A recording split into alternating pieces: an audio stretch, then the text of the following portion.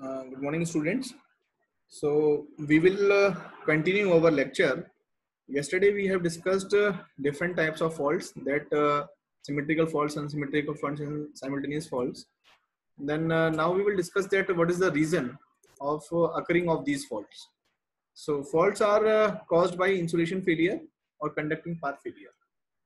Okay, it may be due to the insulation failure, which is the whatever the insulation is there. So there will be a short circuit path will be there, or conducting path failure means there will be any open circuit fault. Okay, so in this, so now in order to detect this fault, how we will detect the fault is there? So how we will come to know that fault is occurred into the system? So we used protective relay for this purpose.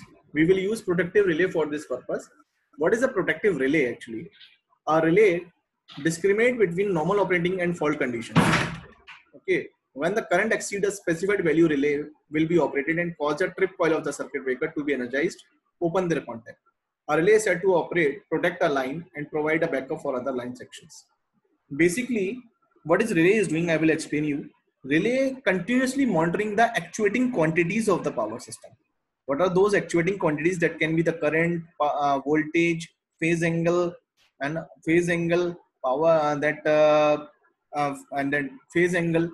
Okay, all these things. So they are continuously monitoring these quantities, and whenever any of the quantity exceed the threshold value, it will consider as a fault. Exceed or falls below their that threshold value, so it will consider as the fault. So after this condition will arise, so the relay will send a tripping signal to the circuit breaker. Then circuit breaker will energize and open their contacts. Open their contacts so that the faulty section will be separated from the healthy section. So now this is the procedure actually. This is the procedure.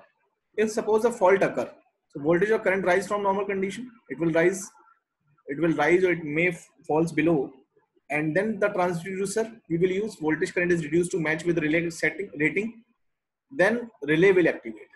Relay will sense this fault and it will activate the circuit breaker.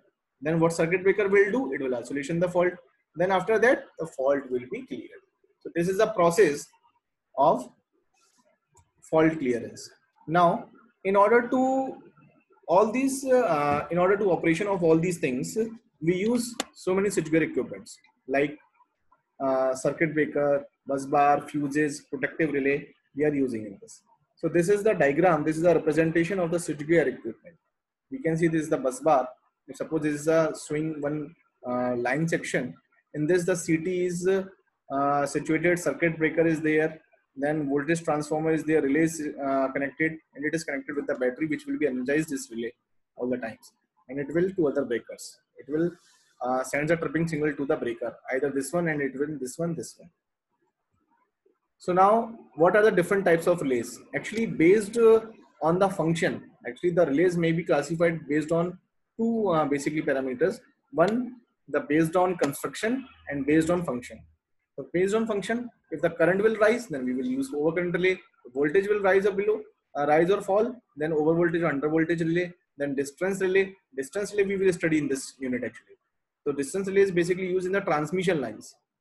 Okay, and the ratio relay, sometimes it is also known as ratio relay. Under frequency relay, if frequency falls below the specified quantity. Directional relay. Directional relay, actually it is the additional feature which is used in combination with the other relays. Differential relay, it is actually basically used based on the difference of the current. If the difference of the current is more than that some value, or then that relay will be tipped. It is basically used in the windings of the transformer and the generators and motors. So based on the construction, basically it is the three types of relays are there: electromechanical relay, static or electronic relay, or microprocessor based relay. So electromechanical is very it is very old uh, technique which we use, the electromechanical relay. Most of the power systems are using this electromechanical relay, but this is improved. This will be improved by electronic or static or microprocessor relay. Nowadays we are focusing on microprocessor or numerical relay we are using. Okay, so what should be the essential qualities of the relay? The essential qualities of the relay, basically there are several essential quality of the relay, because every detection of the fault, or you can say that the protection of the power system, is basically depend on the basic building device, which is the relay. If relay fails to sense the fault and sends the tripping signal within the very time limit, then definitely it will, that fault may damage the equipments and other part of the system. So it means the quality of the relay should be very, very good. So what are those qualities? First is reliability. It should be reliable. It should be reliable, that it should not, if suppose we are depending on the relay, so it should monitor the actuating quantities and function properly. It should be reliable. Discrimination. It should proper discriminate whether it is a fault or any transient conditions. So it should discriminate that kind of faults. Sensitivity. It should be sensitive for the fault conditions. Selective.